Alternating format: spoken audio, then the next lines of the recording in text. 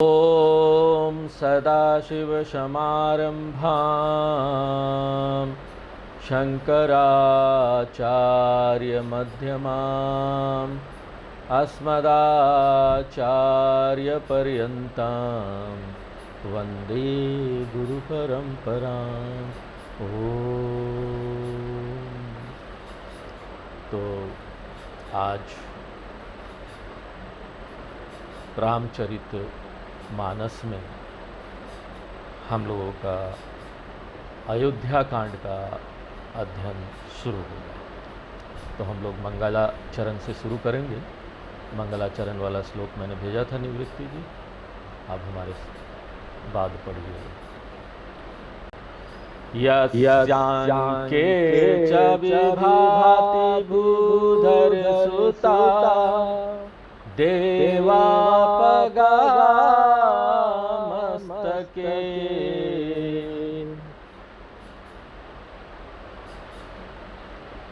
पढ़िए।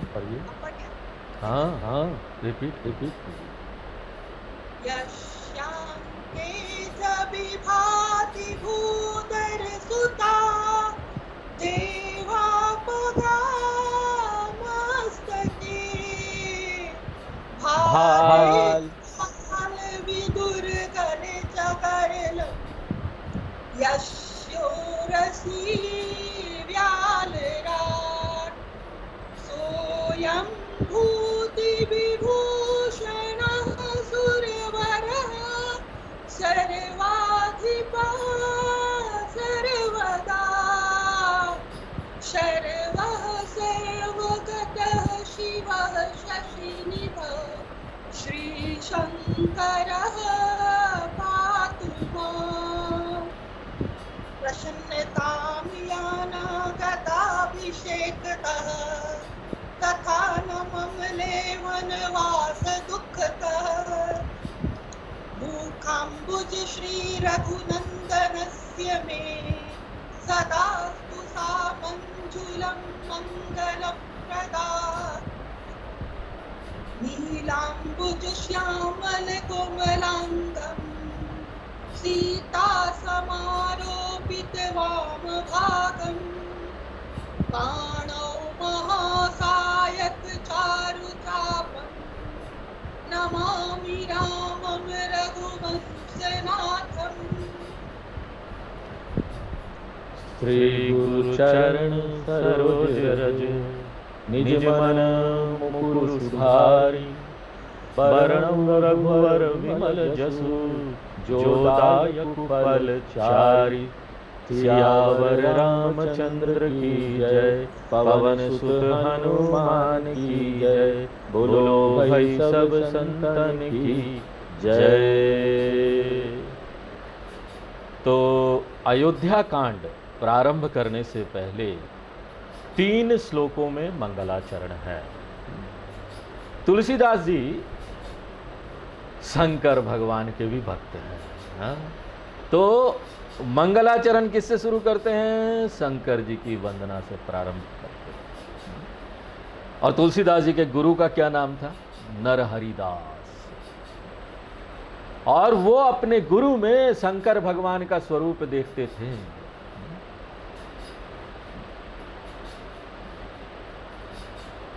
ब्रह्मा विष्णु महेश सब वही है, गुरु में देखते। और तुलसीदास जी को भगवान की कथा कहाँ से प्राप्त हुई? शंकर जी से प्राप्त हुई। वे गुरु और परमात्मा में एक ही भाव रखते थे कि गुरु और भगवान एक ही है। यहाँ पर शंकर जी की वंदना में वे क्या हैं, कैसे हैं, भगवान शंकर कैसे हैं, क्या है, उन सब का वर्णन आ जाता है। शंकर जी कौन है? परब्रह्म परमात्मा। इस श्लोक में शंकर जी का वर्णन पहले सगुण रूप में है, फिर निर्गुण रूप में है। इसी प्रकार से ध्यान करते समय पहले शंकर जी का सगुण रूप में ध्यान करें, फिर निर्गुण रूप में ध्यान करें। सगुण से ही हम निर्गुण में जा सकते हैं ना, सीधे सीधे कोई निर्गुण में नहीं आ सकता। पहले हमको एक रूप भगवान, सुंदरता देखनी चाहिए भगवान का, खूब भक्ति करनी चाहिए भगवान में, इतनी भक्ति बढ़ानी चाहिए कि एक दिन भगवान आपको निर्गुण रूप में ले जाएंगे। यस्यांके च विभाति भूधर सुता देवापगा मस्तके। जिनके अंक में हिमाचल पुत्री पार्वती जी विद्यमान हैं, जिनकी जटाओं में गंगा जी है और मस्तक पर द्वितीया का चंद्रमा है, गले में गरल है, गरल यानी विष, और जिनके वक्षस्थल पर सर्पराज, व्याल राट जो बोल रहे ना, सर्पराज वो विराजमान है। ऐसे शंकर जी सारे शरीर में भभूति से विभूषित है, देवताओं में सबसे श्रेष्ठ है, सबके स्वामी है, शाश्वत है। जब सृष्टि समाप्त होती है तो उसका प्रलय करने वाले हैं, सृष्टि स्थिति लय, 3 देवता है ना, ब्रह्मा विष्णु महेश। तो ब्रह्मा जी सृष्टि बनाते हैं, विष्णु भगवान स्थिति उसका रख रखाव देखते हैं, सब ठीक ठाक चलता रहे, और शिव भगवान मृत्यु है, महाकाल, सब कुछ उनमें लय हो जाता है अंत में जाकर। एक प्रकार से आध्यात्मिक रूप में से इसको ये भी बोल सकते हैं कि शंकर जी भक्तों के पाप नाशक हैं। जो शंकर भगवान का भक्त होता है उसको पाप लग ही नहीं सकता, सर्वव्यापक है, हर जगह है, कल्याण स्वरूप है, और चंद्रमा के समान गौर वर्ण है उनका। ऐसे भगवान शंकर जी की हम वंदना करते हैं, वे हमारी रक्षा करें। देखिए, यह तो एक मानव रूप में हम शंकर जी को देख रहे हैं, और उनका रूप का ना स्थूल दृष्टि से वर्णन हो गया। देखिए, शंकर जी की इस रूप की विचित्रताओं के पीछे कुछ तो पौराणिक कथाएं हैं, और साथ ही इसके पीछे कुछ आध्यात्मिक रहस्य भी है। इसको ध्यान में रखते हुए शंकर जी की वंदना करनी चाहिए, और इन्हीं संकेतों के द्वारा धीरे धीरे हम परब्रह्म परमात्मा तक पहुंच जाएंगे, ये कोशिश करनी चाहिए। परब्रह्म परमात्मा शंकर जी और पार्वती जी क्या है, उनकी शक्ति है, माया शक्ति, अभिन्न है, दोनों अलग नहीं है। पार्वती परमेश्वरो जगतः पितरो वंदे। इसलिए यहां कह रहे हैं कि शंकर जी के अंक में पार्वती जी विद्यमान है, विराजमान है। परमात्मा की शक्ति के द्वारा ये जगत उत्पन्न हुआ, और तो ये जगत भी परमात्मा से भिन्न नहीं है, और वही शक्ति से जगत है, इसमें पूरे पार्वती जी है हर जगह। परमात्मा इस जगत का अधिष्ठान है। देवापगा मस्तके। पौराणिक कहानी हमने आपको गीता में सुनाई थी, गंगा अवतरणम की कहानी। किस तरह से गंगा आती है और शंकर जी की जटा में फंस जाती है, वो ध्यान में चले जाते हैं, और फिर उनको जटा से वो धीरे से थोड़ा सा छोड़ते हैं धरती में ताकि बाढ़ बुढ़ ना आए। लेकिन आध्यात्मिक रूप से क्या हमने आपको बताया था कि गंगा जी आध्यात्मिक ज्ञान और भक्ति की धारा है जो शंकर जी से प्राप्त हो रही है। शंकर जी कौन है? सदा शिव समारंभाम, हम रोज बोलते हैं, सदा शिव से शुरू हुआ, वो आदि गुरु हैं। ये ज्ञान की धारा उनसे शुरू हुई। ये गंगा जी प्रतीक है, उनकी जटाओं से निकल, सिर से निकल रही है, उन्होंने ही सबको ज्ञान दिया। तो सारे आचार्य जो है सब लोग उनके शिष्य हैं। लेकिन शंकर भगवान शिष्य लेस शिष्य है, शिष्य लेस गुरु है, कभी शिष्य रहे नहीं, गुरु लेस गुरु, पिता लेस पिता, पिता ही नहीं उनका, माता नहीं, पिता नहीं, कुछ नहीं, वो अंतिम है, वहां से सब कुछ शुरू हुआ। उनके मस्तिष्क से, ज्ञानी के मस्तिष्क में यह ज्ञान आता है। उनकी जटाओं से निकली हुई गंगा जी परम पवित्र है। इसी प्रकार से ये ज्ञान और भक्ति भी व्यक्ति की वासनाओं को शुद्ध करके उनको पवित्र करने वाली है, परमात्मा को प्राप्त कराने वाली है। जितना ज्ञान और जितना भक्ति हमारे अंदर होता जाएगा ना, वो हमको पवित्र करते जाएगी। अंदर से जो भी वासनाएं हैं वो सब खत्म होता जाएगा, परमात्मा प्राप्त हो जाएगा। यही रास्ता है, यही मार्ग है। खूब साधना करना चाहिए हमको, ज्ञान और भक्ति की साधना जबरदस्त, जितना समय देकर कर सके।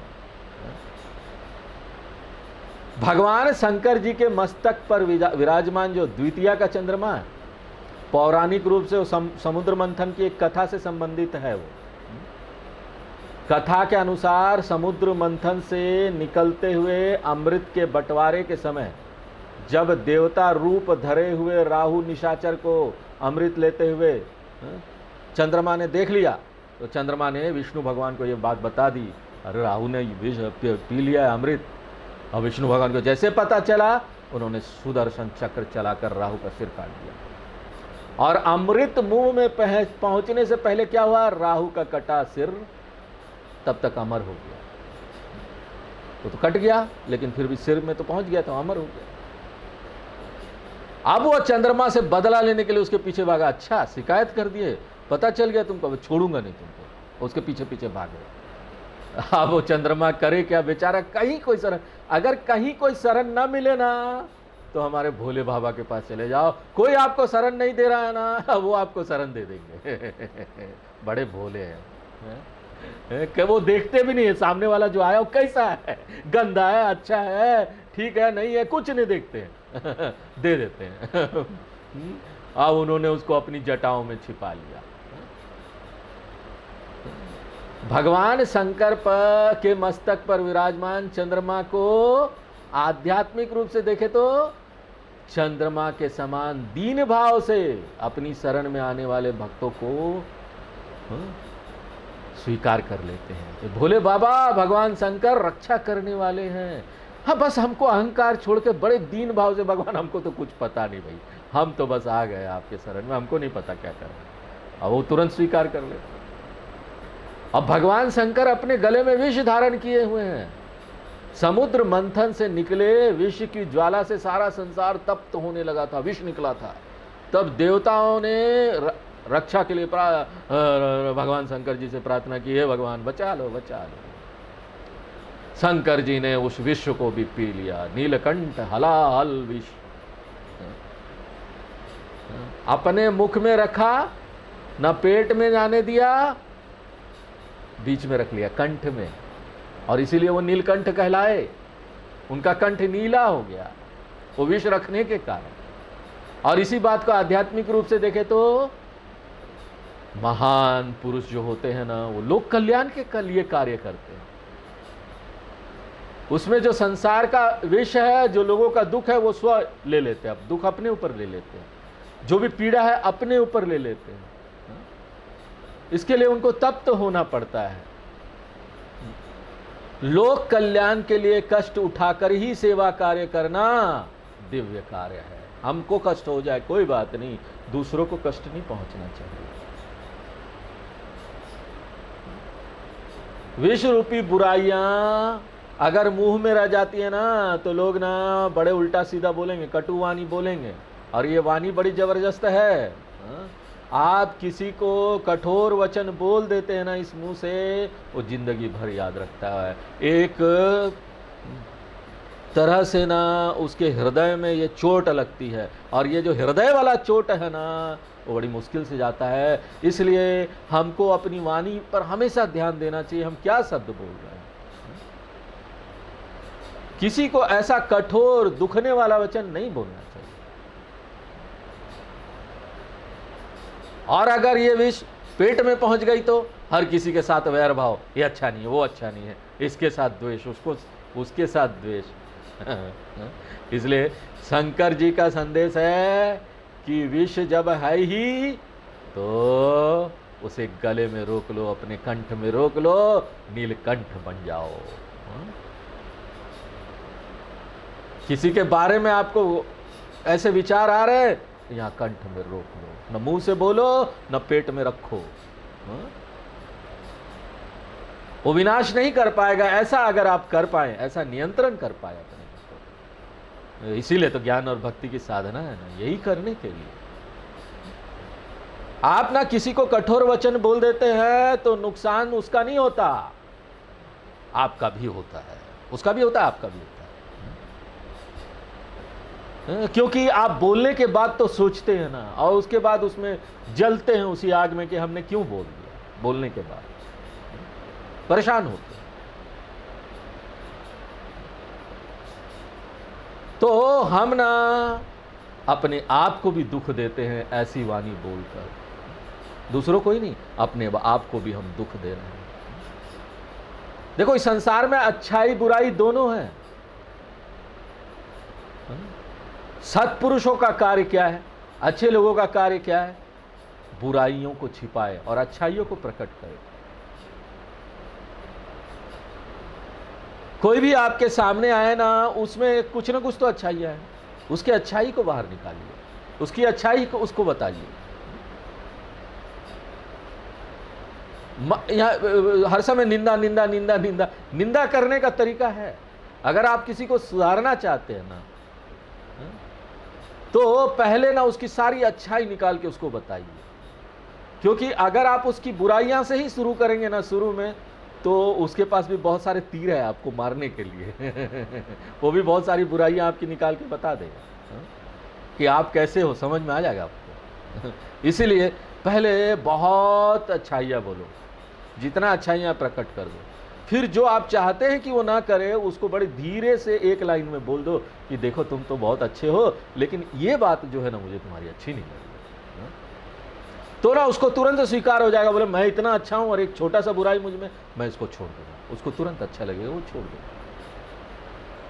भगवान शंकर ने बुराइयां रूपी विश्व को तो छिपा लिया, अपने अंदर रख लिया, और अच्छाई रूपी गंगा जी को अपनी जटाओं से निकाल के सारे संसार में फैला दिया। कितने लोगों का भला कर रही है गंगा जी। अरे गंगा जी के किनारे कितने साधु संत हुए, कितने लोगों ने तपस्या की। आज भी लोग जाते हैं गंगा में डुबकी लगा लगा के अपने पाप को धो डालते हैं। और भगवान शंकर के वक्षस्थल पर सर्पराज विराजमान है। सर्पराज सदा कुछ और नहीं करते, भगवान का नाम जपते हैं, इसलिए शंकर जी ने उसको हृदय से लगाया। जो भगवान का नाम जपेगा भगवान उसको अपने हृदय से लगा लेंगे, कोई बात नहीं। कोई लगाए ना लगाए इस संसार में, आपको बहुत लोग मिलेंगे, आपको समझते नहीं है लोग, ऐसा बोला, हमको लोग समझते नहीं है, लेकिन भगवान तो समझेगा ना। खूब नाम लीजिए, खूब जप कीजिए, भगवान आपको अपने हृदय से लगा लेंगे। और हृदय से लगा लेंगे मतलब क्या होगा, जब करते करते करते करते आपको हर जगह ही भगवान दिखाई देगा, तो आपका अपना ही द्वेष अंदर से चला जाएगा। सोयम भूति विभूषण। अरे वाह, शंकर जी ने अपने सारे शरीर में शमशान की वो विभूति लगाए हुए, भभूति लगाए हुए।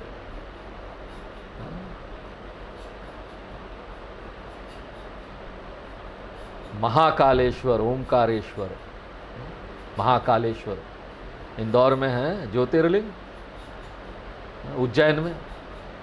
वहां पर रोज शमशान के सुबह भस्म आरती होती है, शमशान से लाए हुए विभूति से वो भस्म आरती होती है भगवान की। तो ये क्या है, ये विभूति, विभूति क्या है? ये वैराग्य का सूचक है। एक दिन मृत्यु आनी है, बार बार रोज जब जाके देखते हैं भस्म, हमको भी यही भस्म हो जाना है। वैराग्य लाओ भैया, यहाँ आसक्ति मत रखो किसी से। यहाँ घर परिवार में रहते हैं हम लोग, एक दूसरे के प्रति बहुत आसक्ति हो जाती है। वो आसक्ति हमको ध्यान देना चाहिए कि हमको किससे आसक्ति हो रही है। तो शंकर जी परम वैराग्यवान है और परम ज्ञानवान है, इसलिए वो कल्याण स्वरूप है। गीता में भी भगवान बोलते हैं, असंग शस्त्रेण दृढ़ेन छित्त्वा, असंग शस्त्र से, वैराग्य वाले शस्त्र से काट दो सब कुछ को। वैराग्य बहुत महान है, बहुत महत्वपूर्ण है। कस्य सुखम न करोति विरागः, क्या सुख आपको नहीं देगा वैराग्य? दुनिया में तो आप भागते भागते थक जाएंगे, हमको ये भी चाहिए वो भी चाहिए, मिलेगा कभी नहीं मिलेगा। वो एक तरीका है संतुष्टि प्राप्त करने का। लेकिन यहां पर हमारे परंपरा, हमारी संस्कृति में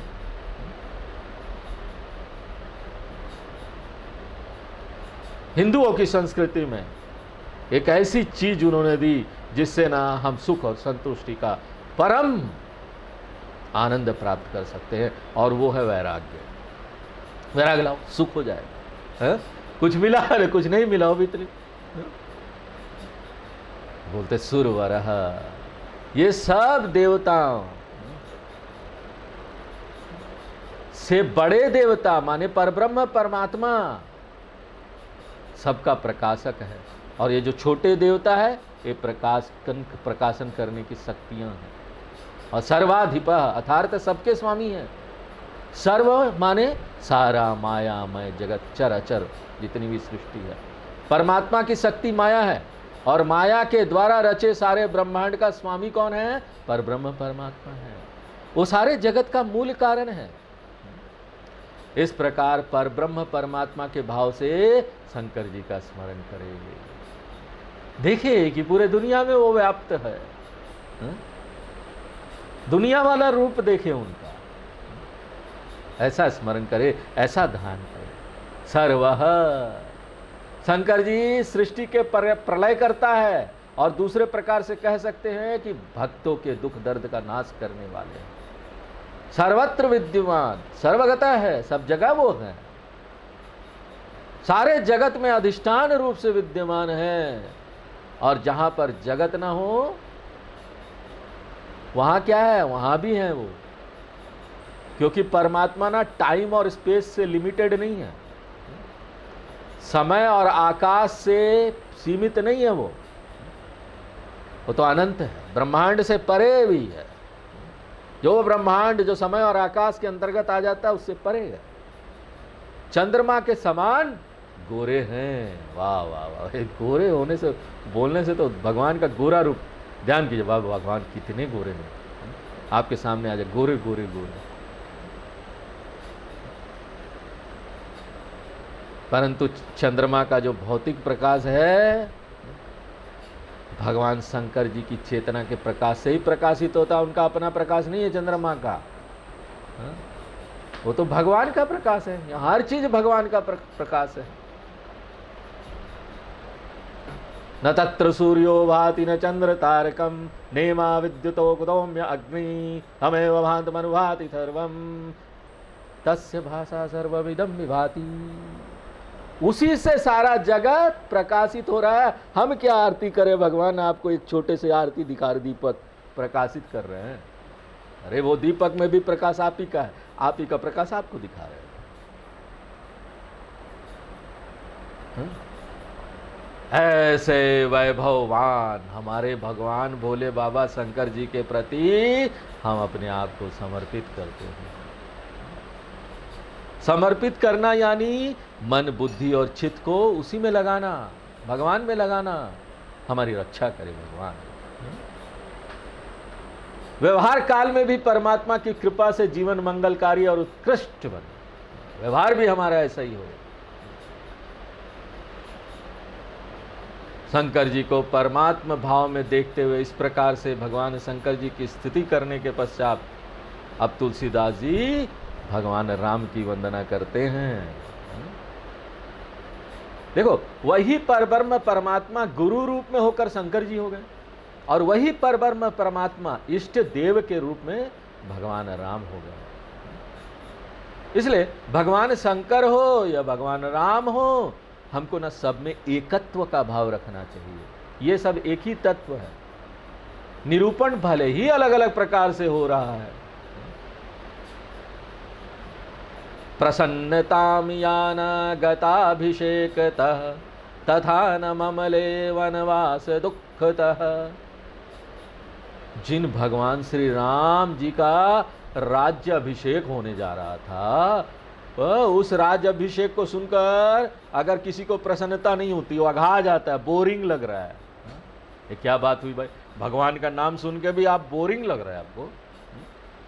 अरे खुश हो जाना चाहिए, हृदय द्रवित हो जाना चाहिए, गदगद हो जाना चाहिए, वाह हमारा भगवान का नाम लिया जा रहा है। दूसरे ही दिन उनको क्या आदेश हुआ? वनवास जाओ, आदेश हो गया।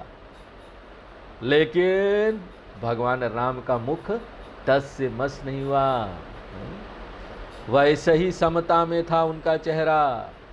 हमको तो कोई कुछ बोल दे थोड़ा सा हमारे विरुद्ध, तो जरा चेहरा देखिएगा क्या हाल होता है।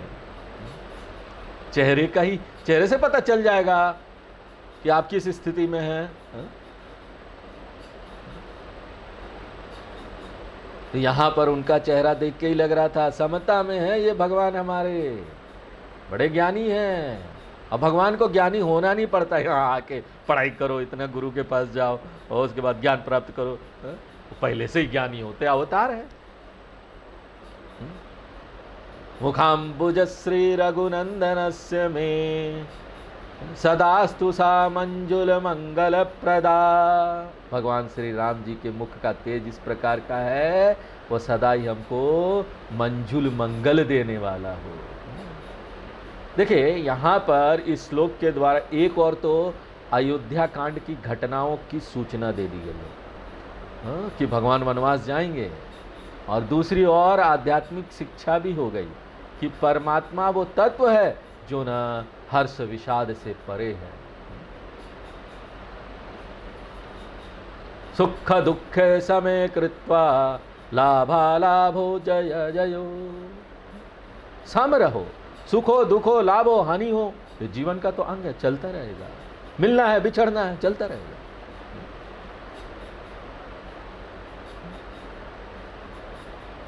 जो हर्ष विषाद में है वो क्या है? छोटा तुच्छ जीव। हमको तुच्छ जीव बनना है क्या? जो बड़ा लाभ होता है तो बड़ा खुश हो जाता, लाभ हुआ, हानि होता है तो बड़ा दुखी हो जाता।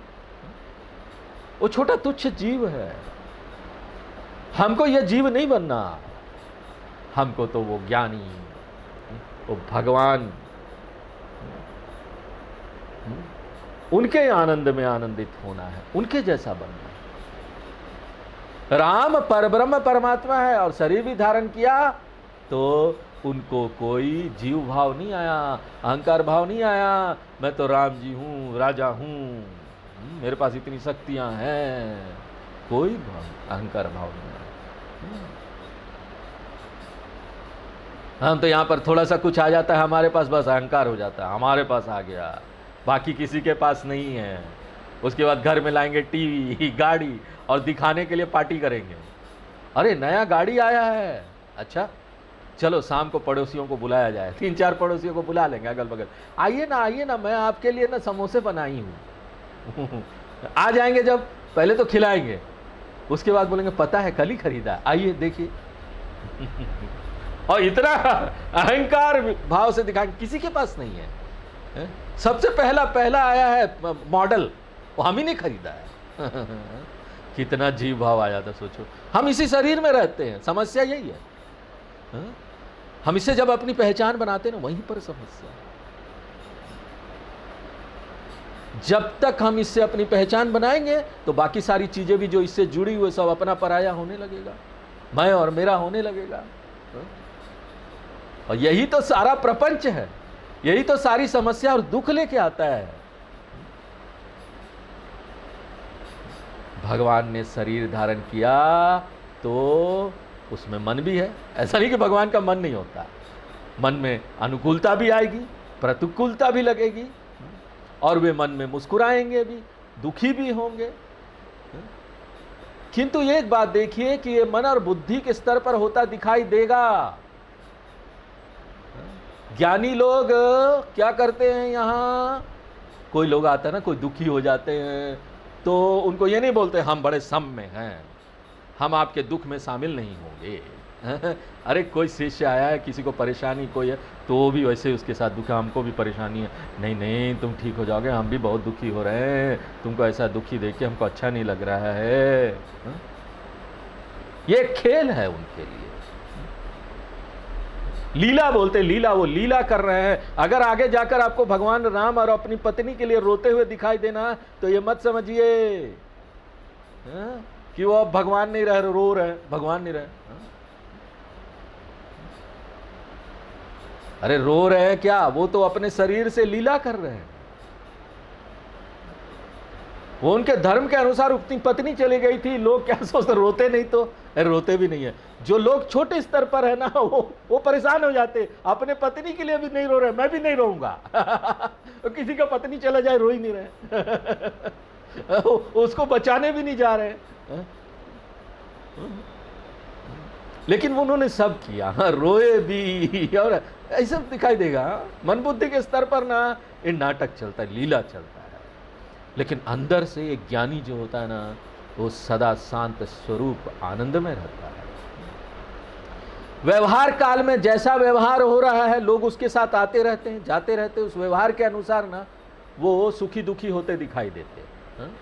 मांग के अनुसार वो सुखी दुखी होते दिखाई देते हैं। क्योंकि आज बड़ा कठिन है।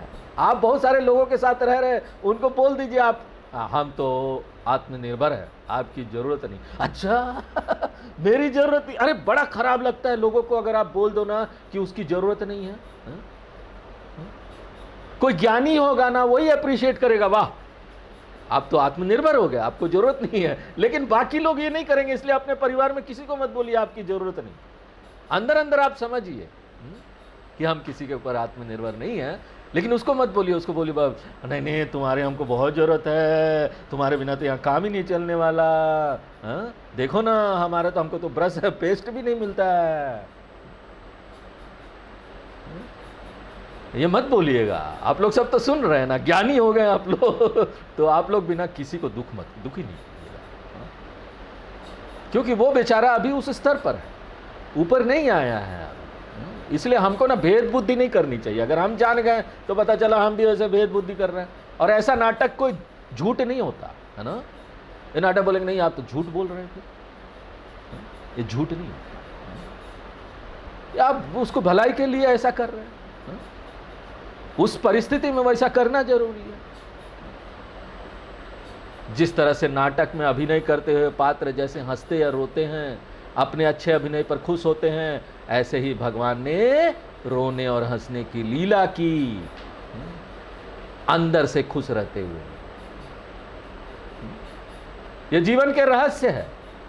जो भगवान राम की स्थिति है, वही यहां पर ज्ञानियों की भी स्थिति होती है। वो भी कभी रोते हुए दिखाई देंगे। जब वो सारे लोग दुखी में होंगे ना, तो दिखाई देंगे। और कभी उनके मन में ऐसा आ भी जाता है ना, तो वो अपने आप को संभाल लें। ज्ञानी के पास कोई व्यक्ति आकर सैड न्यूज देता है, हम ऐसा हो गया वैसा हो गया, ज्ञानी भी बोलेंगे अरे देखो हाँ ये कितना खराब हुआ, उसका बच्चा मर गया, अरे हमको भी बड़ी दुख लग रहा है, कोई मर गया, कोई चला गया। अरे लेकिन वो तो ज्ञानी है, उसको पता है शरीर यहाँ कुछ है नहीं, जाना ही है सबका। और दूसरा कोई व्यक्ति आके बोलेगा हमारे बेटी का शादी तय हो गया, आशीर्वाद दीजिए गुरुजी। गुरुजी पूरा आशीर्वाद देंगे, खुश रहो अपने घर में। वो भी बड़ी खुशी से उनको आशीर्वाद देके और उनको बड़ा खुशी अपना दिखा देते हैं कि हम कितने खुश हैं। लेकिन ज्ञानी अपने अंदर से ना तो सैड होते हैं ना ग्लैड होते हैं। No sadness no gladness.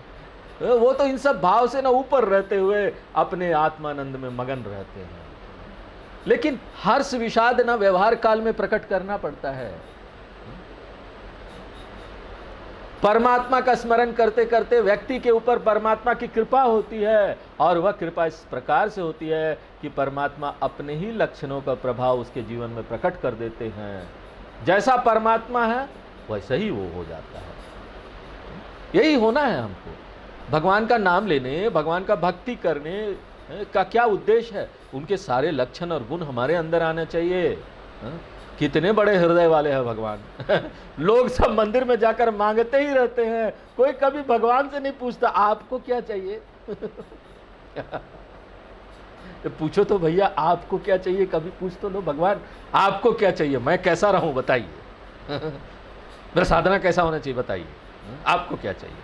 नहीं हमको ये दे देना, हमको वो दे देना, सब मांगते ही रहते हैं। और वो भगवान बिना दुखी हुए कि कोई हमसे पूछ नहीं रहा है कि हम कैसे हैं, सबको देते रहते हैं।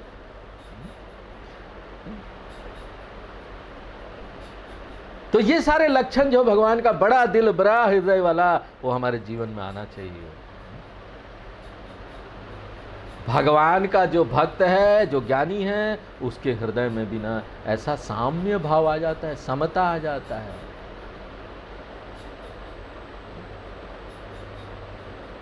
नीलांबुज श्यामल कोमलांगम सीता समारोपित वाम भागम। यह जो श्लोक है ना, भगवान राम की वंदना का बहुत प्रसिद्ध श्लोक है। इसका साधारण अर्थ तो यह है कि नीले कमल के समान श्याम वर्ण का जिनका शरीर है और उनके सारे शरीर में कमल के समान कोमलता और सुगंध व्याप्त है, उसके बाएं भाग में सीता जी विराजमान है तथा भगवान अपने दाहिने हाथ में बाण और बाएं हाथ में धनुष लिए हुए हैं। ऐसे जो रघुवंश के नाथ भगवान श्री राम जी है, उनको मैं प्रणाम करता हूं। इस श्लोक में 4 अर्धालियों यानी अर्ध पंक्तियों में भगवान राम का समग्र जीवन चरित्र आ गया है। बालकाल की कथा किसमें आ जाती है? नीलांबुज श्यामल कोमलांगम। और भगवान की विवाह की कथा कहां आ जाती है? सीता समारोपित वाम भागम। इसके बाद भगवान वन में जाते हैं और खरदूषण, त्रिशिरा, कुंभकर्ण, रावण आदि निशाचरों का वध करते हैं। तो उसमें क्या, किसमें आ जाएगा? पाणो महासायक चारु चापम। इसमें भगवान के धनुष बाण का कार्य दिखाई देता है। उसके बाद भगवान लौटकर अयोध्या में आते हैं। अयोध्या में राज सिंहासन पर बैठते हैं तो क्या होता है? नमामि रामम रघुवंशनाथम। भगवान रघुवंश के स्वामी हो जाते हैं। इस प्रकार इस एक श्लोक में भगवान की समस्त लीलाओं का वर्णन हो गया। इसी श्लोक को आध्यात्मिक रूप से देखें तो क्या है? भगवान राम परब्रह्म परमात्मा है। परमात्मा ने शरीर धारण किया तो उनका श्याम वर्ण उनकी अनंतता का सूचक है। तो इस प्रकार यह याद रखिए कि यह जो अनादि अनंत परब्रह्म परमात्मा है, वो सर्वाधार है, सर्वशक्तिमान है। वही परमात्मा भगवान राम जी के रूप में विद्यमान है और उस परमात्मा की वही मायामयी शक्ति जिससे सारे जगत का विस्तार होता है, सीता जी है। सीता जी माया है, ब्रह्म और माया husband and wife was created the whole world। पूरी दुनिया को जिसने बनाया, हम ही उनके बच्चे हैं ना। पैदा कहां से हुए? वही से हुए, माँ बाप है। तो तुलसीदास जी कहते हैं इन भगवान राम और सीता जी को अभिन्न देखो। ये अलग नहीं हो सकते, अभिन्न है। जगतः पितरो वंदे पार्वती परमेश्वरो वागार्थ विव संपृक्तो वागार्थ प्रतिपत्तये। याद आ गया श्लोक? संस्कृत के अध्ययन में हम लोग हर समय कराते थे। अलग नहीं है दोनों, एक परब्रह्म परमात्मा ही सर्वत्र है, सब जगह है। पाणो महासायक चारु चापम नमामि रामम रघुवंशनाथम। भगवान अपने हाथ में धनुष बाण धारण किए हुए हैं। इनसे ये निशाचरों को मार गिराते हैं। ये निशाचर केवल दंडकारण्य में ही नहीं है, वन में नहीं है, वरन हमारे हृदय में भी वास करते ना। निशाचर आ जाते कभी कभी, क्रोध आता ना, क्रोध समझ लो निशाचर आ गए। और ऐसा जब होना, खूब भगवान का नाम थोड़ी देर के लिए हटा दीजिए अपने आप को वहां से। सब बंद कर दीजिए, व्हाट्सएप सब बंद कर दीजिए, फेसबुक सब बंद कर दीजिए। कुछ दिन तक अपने आप को देखिए, धीरे धीरे करके। जब भी ऐसा क्रोध आए तो देखिए आप उसमें से बाहर निकल आए। ऐसे निशाचर हमारे अंदर है, क्रोध का निशाचर, काम क्रोध, परमात्मा ही उन्हें मार सकता है। ऐसे सेक्लूशन में जाकर अकेले होकर जब आप ऐसी साधना करेंगे, वो भीतर तक जाएगा, केंद्रित होंगे, तो आप उसमें से बाहर निकल जाएंगे। ऐसे रघुवंश के स्वामी भगवान राम को हम प्रणाम करते हैं। आध्यात्मिक अर्थ में रघु के माने हैं जीव, और जीवों के वंश का स्वामी है परमात्मा, माने सब जीवों को क्रिया शक्ति प्रदान करने वाला। सब जीवों का अधिष्ठान है परमात्मा, उस परमात्मा को हम प्रणाम करते हैं।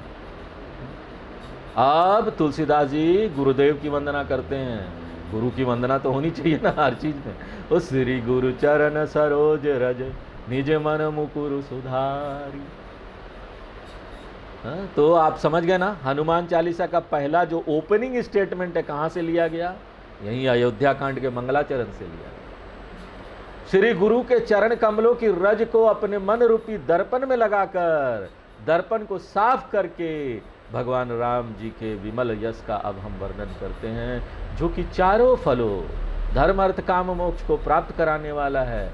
यानी गुरु की कृपा से भौतिक और आध्यात्मिक सभी प्रकार के लाभ प्राप्त हो जाते हैं।